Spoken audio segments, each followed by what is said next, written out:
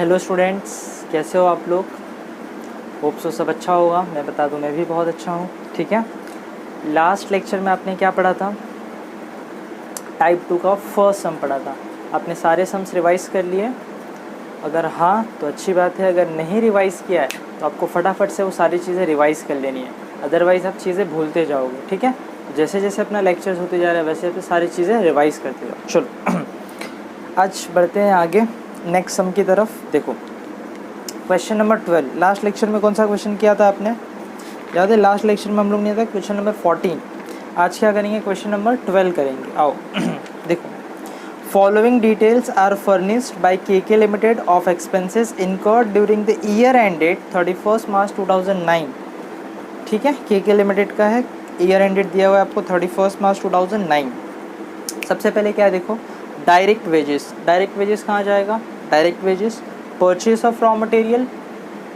बताओ बताओ, आपको बताना है। Purchase of raw material RMC. Factory rent, factory cost of catalogue. याद करो, एक्सप्लेन किया था मैंने, what is catalogue? List of prices होते हैं जो सामान के सामने प्राइस लिखा होता है, जैसे मेनू कार्ड होता है एग्जाम्पल, वैसे अलग अलग हर इंडस्ट्री में होता है ना वैसा मेनू कार्ड, उसको बोलते हैं कैटेलॉग। तो कहाँ जाएगा बोलो? सेलिंग में जाएगा। ठीक है, sundry expenses, sundry expenses office में जाएगा।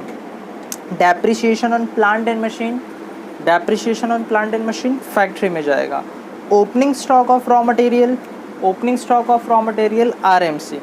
Repairs to office furniture, repairs to office furniture office में जाएगा। अच्छा, अपन कौन सा क्वेश्चन रीड कर रहे हैं अभी? क्वेश्चन 12 रीड कर रहे हैं। हाँ, repairs to office furniture office. Carriage outward, carriage outward बताओ कहाँ जाएगा? कैरीज आउटवर्ड सेलिंग में जाएगा। इंटरेस्ट ऑन लोन, ध्यान से सोच के आंसर देना। इंटरेस्ट ऑन लोन इग्नोर, नहीं आता है ना? याद है ना, इग्नोर्ड आइटम अपने यहाँ सीखा था फर्स्ट लेक्चर में। ठीक है, इग्नोर कर दो। Next, closing stock of raw material, closing stock of raw material RMC. ठीक है, next, distribution of free sample, distribution of free sample selling में जाएगा। Audit fees, audit fees office में जाएगा। डेमोन्स्ट्रेशन एक्सपेंसेस, अपने वर्ड सुना है डेमोन्स्ट्रेशन? आपने देखा होगा, मेन जो अपना शोरूम होता है उसके बाहर छोटा सा स्टॉल लगा के अपने प्रोडक्ट को डेमोन्स्ट्रेट करते हैं। डेमोन्स्ट्रेट करना मतलब दिखाना, लोगों को पता तो चले तभी तो वो खरीदेंगे। तो खर्चा होता है कि नहीं होता है वो स्टॉल वगैरह सब सेटअप का? वो लोग क्यों किया था आपने? ये अपने सेल्स को इंक्रीज़ करने के लिए। तो ये कहाँ जाएगा? सेलिंग में जाएगा।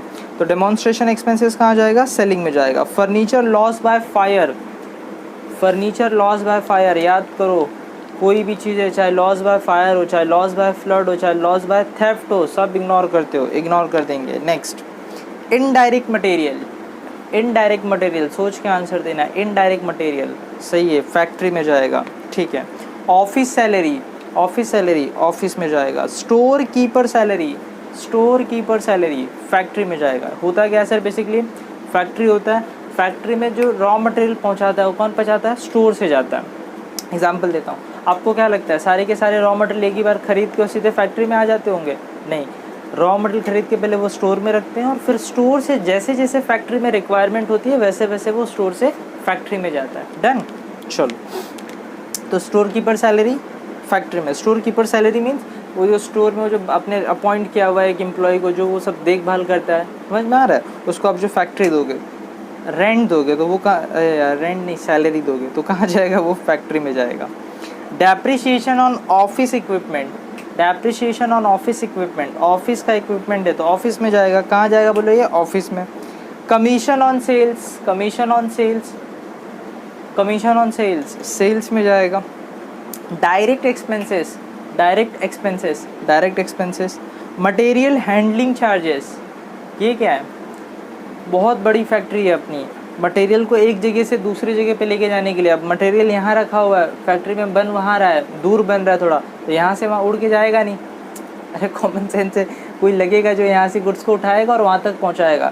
उसको जिसको आपने अपॉइंट किया है सब यहाँ से उठा के वहाँ रखने के लिए, वहाँ से उठा के वहाँ रखने के लिए, उसको सैलरी देनी पड़ेगी, आंसर देनी पड़ेगी। वो सैलरी आप कहाँ दे रहे हो? फैक्ट्री में दे रहे हो, तो खर्चा कहाँ जाना चाहिए? फैक्ट्री में।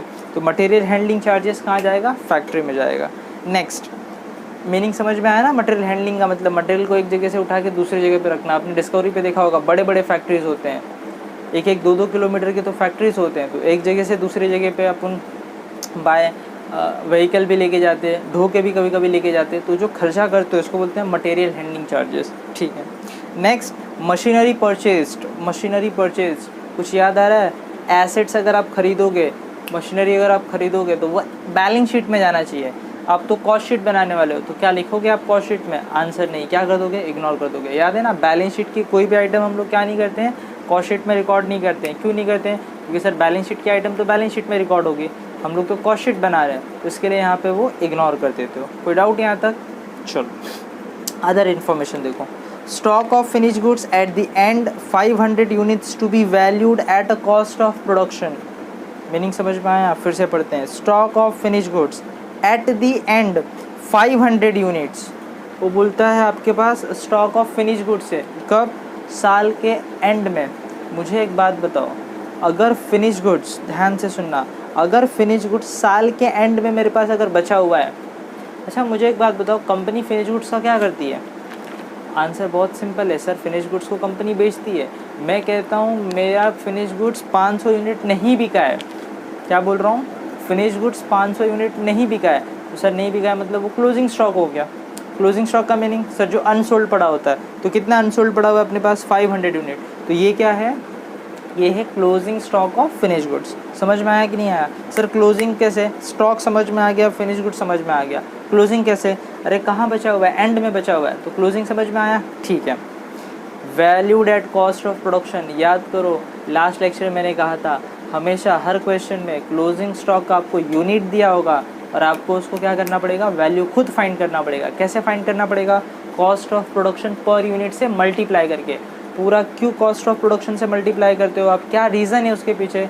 सबका सब मैंने उस लेक्चर में कवर कर लिया था। ठीक है, B point, number of unit sold during the year 9500 unit. सीधा सीधा बता रहा है आपने इस साल कितने यूनिट सोल्ड किए? 9500। सर इसका यूज़ क्या होगा? तो याद है ना अपने वहाँ लिखना पड़ता है quantity manufacture and quantity sold.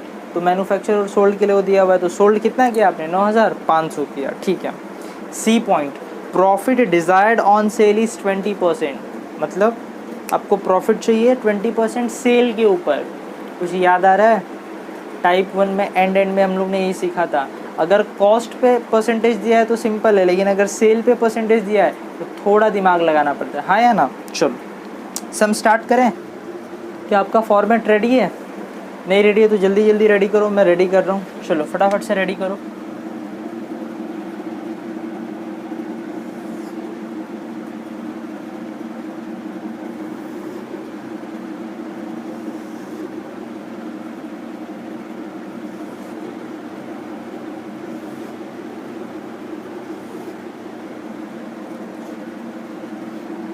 मुझे बताओ क्वेश्चन कौन सा है? ये क्वेश्चन नंबर 12 है।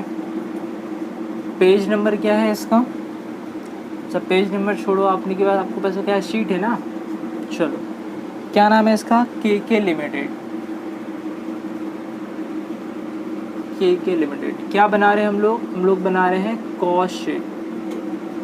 कब की कॉस्ट शीट है ये?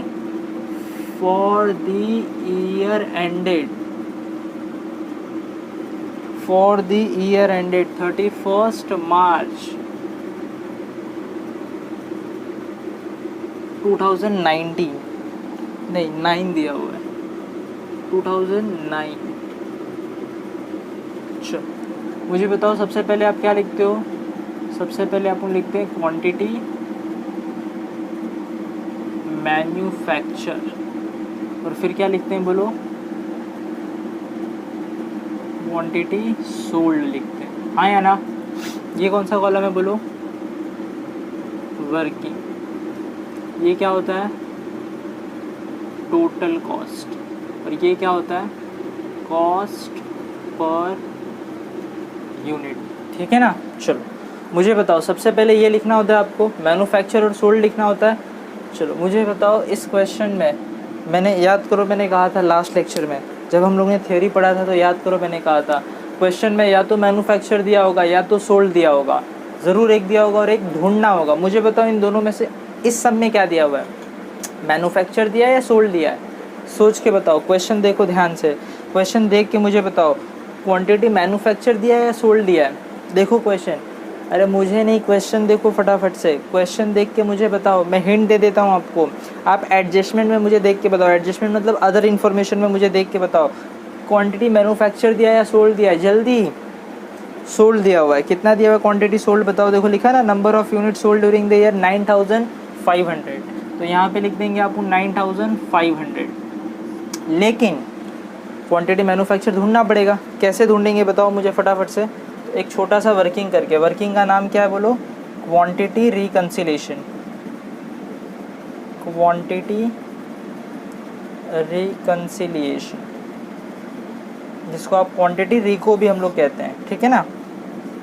चलो मुझे बताओ इसमें सबसे पहले क्या लेते हैं, सबसे पहले लेंगे opening stock of finish goods, फिर इसमें क्या ऐड करोगे आप बोलो, इसमें आप ऐड करते हो क्वांटिटी मैन्युफैक्चर, इसमें आप ऐड करते हो क्वांटिटी मैन्युफैक्चर, फिर क्या लेस करते हो बोलो, लेस करते हो closing stock of finish goods, तो क्या मिल जाता है, क्वांटिटी सोल्ड मिल जाता है, क्वांटिटी सोल्ड मिल जाता है, ठीक है ना। चलो आओ क्वेश्चन में, मुझे बताओ सबसे पहले फटाफट से, opening stock of finish goods कितना दिया हुआ है, opening stock of finish goods कितना दिया हुआ है, टेबल में देखो फटाफट से, ओपनिंग स्टॉक फटाफट देखो, फटाफट देखो। मैं बोलता हूँ ओपनिंग स्टॉक दिया ही नहीं है, मुझे तो नहीं दिख रहा है, आप मुझे देख के बताओ क्या ओपनिंग स्टॉक दिया हुआ है, आंसर नहीं दिया हुआ है, तो आप क्या कर दोगे, यहाँ पे नील लिख दोगे, नहीं दिया हुआ है। क्या ऐसा हो सकता है कि क्वेश्चन में ओपनिंग स्टॉक नहीं हो, रियलिटी में ऐसा पॉसिबल है कि नहीं, ज़रा सोचो, रियलिटी में ओपनिंग स्टॉक नहीं हो ऐसा पॉसिबल है, ज़रा सोचो, बिल्कुल पॉसिबल है। अगर लास्ट ईयर कोई बचा ही नहीं है माल, ध्यान से सुनना, लास्ट ईयर अगर कोई गुड्स बचा ही नहीं है, सब का सब बिक गया था, तो क्लोजिंग ही नहीं होगा, क्लोजिंग नहीं होगा तो ओपनिंग नहीं होगा, तो हुआ हो सकता है कि नहीं हो सकता है, बिल्कुल हो सकता है कि उस बिजनेसमैन का लास्ट ईयर सारा गुड्स बिक गया हो, तो क्लोजिंग नहीं बचेगा, और क्लोजिंग नहीं होगा तो ओपनिंग नहीं होगा, तो समझ में आ रहा है, ठीक है। तो ओपनिंग स्टॉक नहीं है। क्या क्वांटिटी मैन्युफैक्चर दिया हुआ है, आंसर नहीं, वो तो ढूंढना है आपको, तो अभी मैं इसको जाने देता हूँ। Closing stock of finish goods दिया है क्या, देखो जरा, closing stock of finish goods दिया हुआ है, कितना दिया है, 500 यूनिट, राइट ना। ए पॉइंट अदर इन्फॉर्मेशन में stock of finish goods at the end 500 units, तो आपको क्लोजिंग स्टॉक दिया हुआ है 500 यूनिट्स, और देखो ये लेस करना है, तो आप इसको किस में लिखते हो, ब्रैकेट में लिखते हो, हाँ या ना। क्वांटिटी सोल्ड कितना दिया था बोलो, 9500। मुझे बताओ कुछ याद आ रहा है, फटाफट से मुझे बताओ, कुछ याद आ रहा है आपको,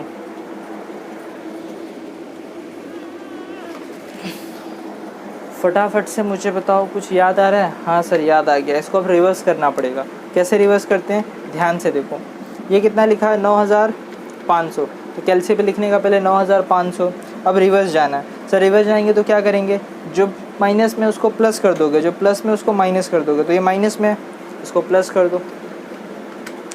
अब ये तो आपको ढूंढना है, तो ये तो कुछ है ही नहीं यहाँ पे, यहाँ तो आपको ये ढूंढना है ना, तो क्वेश्चन मार्क कर देता हूँ यहाँ पे, आप मत करना क्वेश्चन मार्क, खाली मैं एक्सप्लेन कर रहा हूँ आपको, और ये है ही नहीं, नील है, तो कुछ बनता ही नहीं। तो आया कितना कैलसी पे देखो 10,000 आया, तो इसका मतलब यहाँ पे कितना लिखेंगे बोलो, इसके सामने, इसके सामने लिखेंगे 10,000 लिखेंगे। समझ में आया कि नहीं आया, मुझे बताओ, समझ में आया कि नहीं आया, एक बार फिर से देखें। देखो सबसे पहले कितना 9500 है, ये रहा 9500, इसको क्या करना है आपको, रिवर्स जाओगे तो ऐड करना है, तो लो ऐड कर दिया मैंने, कितना आ गया 10,000। अब ये कुछ है यहाँ पे, तो ये भूल जाओ, ये कुछ नहीं है, तो मैंने कुछ नहीं किया, तो कैलसी पे कितना है 10,000, तो यहाँ कितना लिखा मैंने 10,000। अब थोड़ा लॉजिकली समझो इस चीज़ को, लॉजिकली समझो क्या मतलब है इसका। देखो मैं कहता हूँ मैंने 9,500 यूनिट बेच दिए, ये दो इन्फॉर्मेशन था ना अपने पास, आपने ये ढूंढा है, तो देखो मैं बताता हूँ, ये दो इन्फॉर्मेशन था, बिना फॉर्मूले के ये कैसे आ सकता था। 9,500 यूनिट आपने बेचा है, 500 यूनिट आपके पास बचा है, 9,500 यूनिट आपने बेचा है, 500 यूनिट आपके पास बचा है, और ओपनिंग में कुछ भी नहीं था, इसका मतलब आपने इस साल कितने यूनिट बनाए होंगे, आंसर 10,000, तभी तो 9,500 बेचा है और 500 बचा हुआ है, ओपनिंग में तो कुछ था ही नहीं, आंसर कितना आया 10,000। समझ में आया। चलो अब अपने को यहाँ क्या लिखना है बोलो, मैन्युफैक्चर का आंसर लिखना है, तो क्वांटिटी मैन्युफैक्चर कितना हुआ है 10,000 हुआ है, क्वांटिटी मैन्युफैक्चर कितना हुआ है बोलो, 10,000 हुआ है। चलो आगे बढ़ूँ, अरे बोलो आगे बढ़ूँ, ठीक है सर बढ़ो आगे बढ़ो। चलो स्टार्ट करते हैं, बोलो सबसे पहले यहाँ पे क्या लिखते हैं, सबसे पहले यहाँ लिखेंगे raw material consume, right, raw material consume. कुछ याद आ रहा है, लास्ट क्वेश्चन में ये सीधे सीधे आपको गिवन था, लास्ट क्वेश्चन में सीधे सीधे डायरेक्ट मटेरियल दिया हुआ था, यहाँ पे फिर से फॉर्मूला आ गया। तो बताओ सबसे पहले इसमें मैं क्या लूँ, रॉ मटेरियल कंज्यूम में सबसे पहले लेंगे opening stock of raw material, सबसे पहले लेंगे opening stock of raw material. बताओ कितना है opening stock of raw material, फटाफट से मुझे बताओ कितना है देख के। Opening stock of raw material 25,000 है क्या, देखो opening stock of raw material 25,000 रुपये, ठीक है। नेक्स्ट बताओ इसमें क्या आएगा, नेक्स्ट इसमें आएगा add purchase of raw material, next आएगा add purchase of raw material. तो मुझे बताओ फटाफट से परचेस का कितना आंसर दिया हुआ है, परचेस का कितना दिया हुआ है 2,40,000, तो यहाँ पे आ जाएगा 2,40,000 रुपये।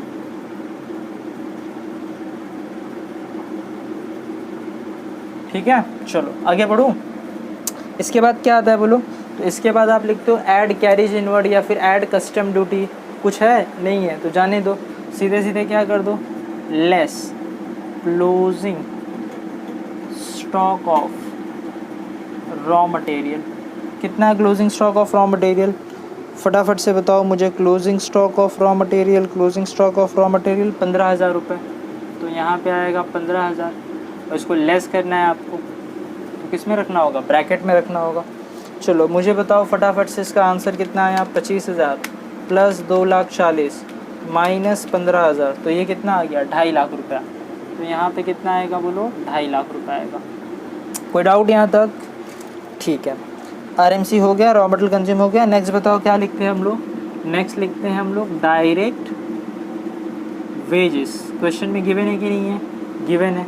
बताओ कितना दिया डायरेक्ट वेजेस, 1,10,000, तो यहाँ लिखेंगे अपन, अच्छा ये वाली लाइन यहाँ पे नहीं आएगी, ठीक है, ये वाली लाइन यहाँ पे नहीं आएगी। कितना दिया हुआ 1,10,000, इसके सामने लिखोगे 1,10,000, ठीक है। आगे बढ़ें, नेक्स्ट क्या आता है डायरेक्ट एक्सपेंसेस। तो डायरेक्ट एक्सपेंसेस बताओ कितना दिया हुआ है, देख के बताओ क्वेश्चन में कितना दिया हुआ है। देखो थर्ड लास्ट आइटम है 90,000 रुपया, तो इसके सामने आएगा 90,000 रुपया। अब सबको करेंगे ऐड, तो ये हो जाएगा 2 लाख और ये 2.5 लाख है, तो कितना हो जाएगा ये 4.5 लाख। बताओ फटाफट से इसका क्या नाम है, इसका नाम है प्राइम कॉस्ट, हाँ या ना। चलो इस प्राइम कॉस्ट में क्या ऐड करते हो जल्दी बताओ, इसमें ऐड करते हो फैक्ट्री ओवरहेड्स, मतलब सारे फैक्ट्री के खर्चे। कौन कौन से फैक्ट्री ओवरहेड्स हैं आपके पास, तो सबसे पहले है factory rent 35,000, factory rent 35,000। Next factory rent के बाद बताओ depreciation on plant and machine, depreciation on plant and machine कितना है 19,000 रुपये, तो 19,000 रुपये आ गया। नेक्स्ट बताओ और कौन सा फैक्ट्री का आइटम है, जल्दी बताओ। Indirect material, indirect material, indirect material amount कितना है देखो 26,000, तो यहाँ पे आ गया 26। नेक्स्ट बताओ फैक्ट्री का और कौन सा है, store keeper salary, store keeper salary amount देखो कितना है, जल्दी देखो कितना है 9,000 रुपये, तो यहाँ पे आ गया 9,000। नेक्स्ट स्टोर कीपर के बाद मटेरियल हैंडलिंग चार्जेस, तो यहाँ पे आ गया मटेरियल हैंडलिंग चार्जेस कितना रुपए है 11,000 रुपये, तो यहाँ लिख दिया आपने 11,000, राइट। क्या और कोई फैक्ट्री के खर्चे हैं, नहीं है, सारे हो गए। चलो इन सबको अब ऐड कर देंगे, इन सबको अब ऐड कर देंगे। बताओ कितना आ रहा है ऐड करने पे, 35 प्लस 19 प्लस 26 प्लस 9 प्लस 11, तो ये हो गया 1,35,000, 19, 26, 9, 11, कितना आ रहा है 1,00,000, तो ये हो गया यहाँ पे 1,00,000। अब क्या करना होगा, इन दोनों को ऐड करेंगे, तो ये आ गया 5,50,000। मुझे बताओ इसका नाम क्या है, जल्दी बताओ, आपसे पूछ रहा हूँ, जल्दी बताओ इसका नाम क्या है, क्या नाम है? Gross factory cost, right, gross factory cost. अब इसमें क्या ऐड करना होता है, क्या लेस करना होता है? तो opening stock of WIP add करना होता है और closing stock of WIP minus करना होता है। क्या दोनों ही क्वेश्चन में गिवन है? आंसर नहीं दिए हुए हैं, तो जब नहीं दिए हुए हैं तो आपको भी नहीं लिखना होगा। ये कितना होगा? 5,50,000। चलो फटाफट से इसका नाम बताओ मुझे। तो इसका नाम आ गया फैक्ट्री कॉस्ट, राइट। ये क्या आ गया आपका? Factory cost. कोई डाउट है यहाँ तक? आगे बढ़ूँ मैं? चलो नेक्स्ट क्या है बताओ। अच्छा, अब इसके नीचे शायद आपको नहीं दिखेगा, यहाँ लिखता हूँ मैं।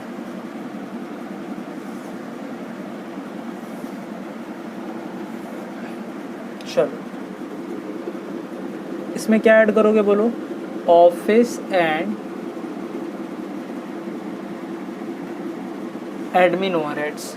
मुझे बताओ फटाफट से कौन कौन से खर्चे हैं जो ऑफिस में जाएंगे। सबसे पहले है sundry expense 18,500, sundry expense 18,500। Next बताओ कौन सा है? नेक्स्ट बताओ ऑफिस का खर्चा कौन सा है? Repairs to office furniture 12,500, repairs to office furniture 12,500 रुपये, ठीक है।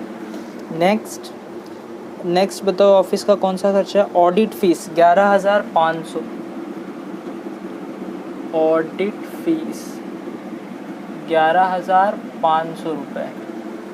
नेक्स्ट ऑडिट फीस के बाद बताओ, नेक्स्ट ऑफिस सैलरी कितना है? ऑफिस सैलरी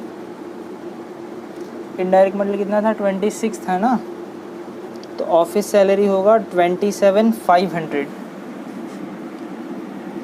ऑफिस सैलरीज कितना अमाउंट है उसका? 27,500, ठीक है। चलो नेक्स्ट बताओ, जल्दी से देख के मुझे नेक्स्ट बताओ कौन सा है। तो डेप्रिसिएशन ऑन ऑफिस इक्विपमेंट है, depreciation on office equipment, depreciation on office equipment कितना अमाउंट है? 10,000 रुपये। तो यहाँ लेंगे अपन 10,000 रुपये, ठीक है। आगे बढ़ सकते हैं अपन, बिल्कुल बढ़ सकते हैं। चलो ऐड करो सबको, जल्दी जल्दी से ऐड करो। 18,500 plus 12,500 plus 11,500 plus 27,500 plus 10,000 rupees, तो ये हो गया 80,000 रुपये। एक बार चेक कर लो, 18,500, 12, 11, 27, 10, ये हो गया 80,000 रुपये। अब क्या करना होगा बोलो? इसमें इसको ऐड कर दोगे ना, तो बताओ ये कितना आ गया? ये आ गया 550, तो ये हो गया टोटल 6,30,000 रुपीज़, राइट। इसका नाम बताओ फटाफट से। तो इसका नाम है कॉस्ट ऑफ प्रोडक्शन, राइट। और कुछ याद आ रहा है आपको? मुझे बताओ, कुछ याद आ रहा है आपको? बताओ क्या याद आ रहा है? सर एक बार कॉस्ट ऑफ प्रोडक्शन तक पहुंच गए तो आपको सबका पर यूनिट फाइंड कर लेना है। मैंने क्या बोला? एक बार कॉस्ट ऑफ प्रोडक्शन तक पहुंच गए तो सबका पर यूनिट फाइंड कर लेना है। सर ऐसा क्यों? कुछ याद आ रहा है? डायरेक्ट मटेरियल से लेके कॉस्ट ऑफ प्रोडक्शन तक अगर पर यूनिट फाइंड करना है तो मैन्युफैक्चर से डिवाइड होगा। याद आ रहा है ना? चलो करते हैं फटाफट से। चलो इस 2.5 लाख का पर यूनिट निकालो। 2.5 लाख डिवाइड बाय मैन्युफैक्चर कितना है? 10,000, तो ये कितना आ गया? 25 आ गया। नेक्स्ट 1,10,000 डिवाइडेड बाय 10,000 11 आ गया। 90,000 डिवाइड बाय 10,000 9 आ गया। 4,50,000 डिवाइड बाय 10,000 45 आ गया। नेक्स्ट 1 लाख डिवाइडेड बाय 10,000 10 आ गया। इसको डिवाइड करेंगे तो 55 आ जाएगा। इसको भी डिवाइड करेंगे तो 55 आ जाएगा। इसको डिवाइड करो 80 डिवाइडेड बाय 10,000 यह आ गया 8। इसको डिवाइड करेंगे तो 63 आएगा ना शायद, यह आ गया 63। कोई डाउट यहाँ पे? याद करो डायरेक्ट मटेरियल से लेके कॉस्ट ऑफ प्रोडक्शन तक अगर आपको पर यूनिट फाइंड करना है तो किससे डिवाइड करोगे? क्वांटिटी मैन्युफैक्चर से। और कॉस्ट ऑफ गुड्स सोल्ड से लेके सेल्स तक, COGS से लेके सेल्स तक पर यूनिट फाइंड करना है तो किससे डिवाइड करते हैं? 9,500। सर ऐसा क्यों? याद आया? लास्ट लेक्चर में पूरी एक एक बात मैंने एक्सप्लेन की हुई है। ठीक है, चलो आगे बढ़ते हैं। नेक्स्ट इसमें क्या ऐड और लेस करोगे बताओ मुझे फटाफट से। इसमें क्या ऐड और लेस करोगे? ऐड और लेस ऐड करोगे opening stock of finish goods और लेस करोगे closing stock of finish goods. तो opening stock of finish goods तो था नहीं, नील था, लेकिन closing stock of finish goods है। कितना यूनिट है? देखो ओपनिंग तो था नहीं, नील है। Closing stock of finish goods 500 unit है। इनटू, याद करो always closing stock of finish goods किस पे वैल्यू होता है? कॉस्ट ऑफ प्रोडक्शन पे। तो कॉस्ट ऑफ प्रोडक्शन कहाँ है अपना? तो ये रहा सर कॉस्ट ऑफ प्रोडक्शन 63। तो इनटू 63। सर आपके माइंड में क्वेश्चन आना चाहिए, सर ये हम लोगों ने closing stock of finish goods को cost of production per unit से ही क्यों मल्टीप्लाई किया? तो इस बात को भी मैंने एक्सप्लेन कर रखा है लास्ट वाले लेक्चर में। ठीक है, चलो तो इसको मल्टीप्लाई करो 500 इंटू 63, ये आ गया 31,500। ये आ गया 31,500। चलो बताओ इसका कितना आएगा? तो मुझे बताओ, ऐड लेस करो 630 में माइनस 31,500, ये आ गया 598,500। इसका नाम क्या है बताओ? इसका नाम है cost of goods sold, right? अरे हाँ या ना? ठीक है, चलो आगे बढ़ते हैं। इसमें क्या ऐड करोगे बोलो? इसमें ऐड करेंगे सेलिंग एंड डिस्ट्रीब्यूशन एक्सपेंसेस, या एक्सपेंसेस नहीं बोल के आप ओवरहेड्स बोलोगे। कॉस्टिंग में क्या बोलेंगे? ओवरहेड्स। OHS मतलब ओवरहेड्स का वो शॉर्ट फॉर्म है। चलो बताओ कितने खर्चे हैं कॉल्स के? तो सबसे पहला खर्चा है cost of catalogue 17,100। Cost of catalogue कितना है? 17,100। नेक्स्ट बताओ फटाफट से। Carries outward 25,650। Carries outward 25,650। 25,650। Next distribution of free sample. Distribution of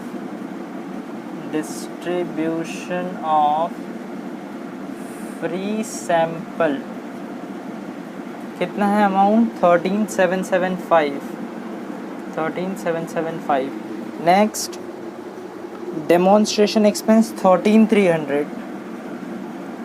demonstration expense 13,300। Next furniture loss by fire नहीं आएगा। ठीक है, नेक्स्ट कमीशन ऑन सेल्स कितना है? देखो commission on sale, commission on sales कितना है? 15,675। 15,675। तो ये कितना हो गया? सारे हो गए। चलो ऐड करो इन सबको फटाफट से। 17,100, 25,650, 13,775, 13,300, 15,675। चेक करते हैं। 17,100, 25,650, 13,775, 13,300, 15,675। ये हो गया 85,500। और इसको ऐड करो अब 598,500 आ गया 6,84,000। अब क्या करेंगे इसमें बोलो, इसमें इसका नाम बोलो पहले फटाफट से। इसका नाम है कॉस्ट ऑफ सेल्स। अब इसमें ऐड करोगे प्रॉफिट तो क्या मिलेगा, सेल्स मिलेगा, हाँ या ना। चलो मुझे एक बात बताओ फटाफट से, मुझे एक बात बताओ फटाफट से। सर पूछो। बोला है प्रॉफिट लेना है आपको 20% सेल के ऊपर। क्या बोला है, 20% प्रॉफिट लेना है सेल के ऊपर। मुझे बताओ सेल्स का फिगर अवेलेबल है किसका 20% लोगे? सर नहीं अवेलेबल है। तो याद आ रहा है कुछ, अपन ने सीखा हुआ है ऑलरेडी है। 20% किस पे लेना है, सेल पे लेना है। तो सेल को कितना मान लोगे, 100 मान लोगे। प्रॉफिट कितना लेना है, 20, तो ये कितना हो गया 80। याद आ रहा है ना? अरे याद आया कि नहीं आया? हाँ सर याद आ गया। तो चलो फटाफट से क्रॉस मल्टीप्लाई करो। 6,84,000 मल्टीप्लाई बाय, अपने को कौन सा आंसर चाहिए, अपने को सर ये आंसर चाहिए। तो इसको इससे मल्टीप्लाई करेंगे और इससे डिवाइड कर देंगे। 684 को मल्टीप्लाई करेंगे 20 से और डिवाइड करेंगे 80 से, तो कितना आएगा 1,71,000। इन दोनों को ऐड कर दो, 684 आपको मिल गया 8,55,000 का सेल। चेक करना है क्या ये सही है। तो कैसे चेक करेंगे, तो पहले लिख लो सेल्स का फिगर 8,55,000, इसका निकालो 20%। सर 20 क्यों, क्योंकि प्रॉफिट 20 बोला है, तो 171 आ रहा है। और यहाँ पे भी कितना आ रहा है, 171 आ रहा है। मतलब आपने ये जो किया हुआ है, ये जो 100, 20 और 80 लिया हुआ है वो राइट है ना। चलो एक सिंपल सा क्वेश्चन और पूछूं आपसे। अगर उसने बोला होता 30% ऑन सेल, तो सेल कितना होता, 100 भी होता। क्यों, क्योंकि सर वो कितना परसेंट भी सेल पे बोले, सेल ऑलवेज कितना होगा, 100 होगा। 30% बोला होता तो प्रॉफिट हो जाता 30, तो कॉस्ट कितना हो जाता 70। समझ में आया? ठीक है। ये कैसे आया, सर क्रॉस मल्टीप्लाई कर देंगे। कैसे क्रॉस मल्टीप्लाई होगा, ये अमाउंट इससे मल्टीप्लाई, ये डिवाइड, तो ये आ गया। समझ में आया? ठीक है, पूरा सम ख़त्म हो गया है। आपको एग्ज़ाम में जो सम आएंगे 90% चांस है वो ऐसे ही टाइप का सम होगा। मैंने कहा 90% चांस है वो ऐसे ही टाइप का सम होगा, अगर टाइप 2 का आया तो। ठीक है, ठीक है सर। क्या सम कंप्लीट हो चुका है? आंसर नहीं, कहाँ कंप्लीट हुआ है। COGS से लेके सेल्स तक पर यूनिट भी तो फाइंड करोगे ना।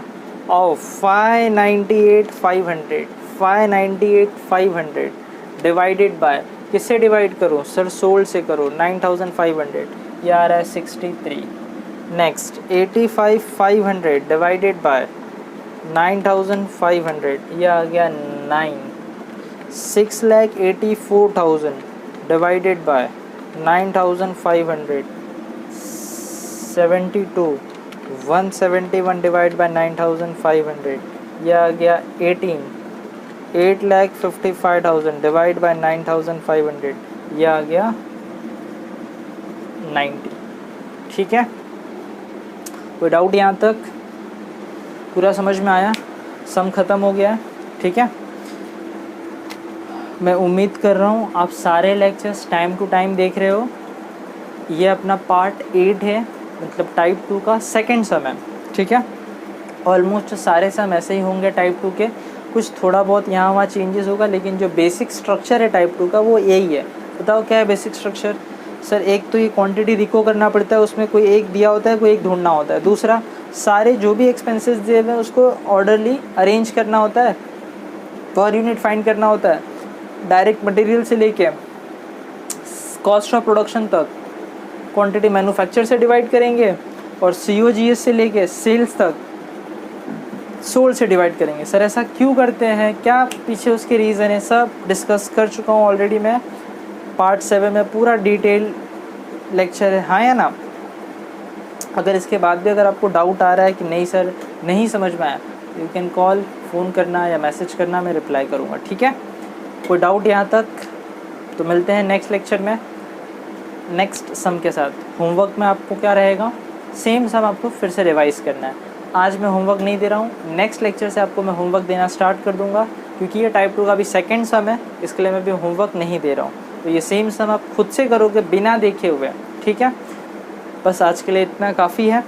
नेक्स्ट लेक्चर से हम लोग आगे सीखेंगे और नेक्स्ट लेक्चर से ही मैं आपको होमवर्क भी देना स्टार्ट कर दूँगा। ठीक है, चलो आज के लिए इतना काफ़ी है। Bye bye.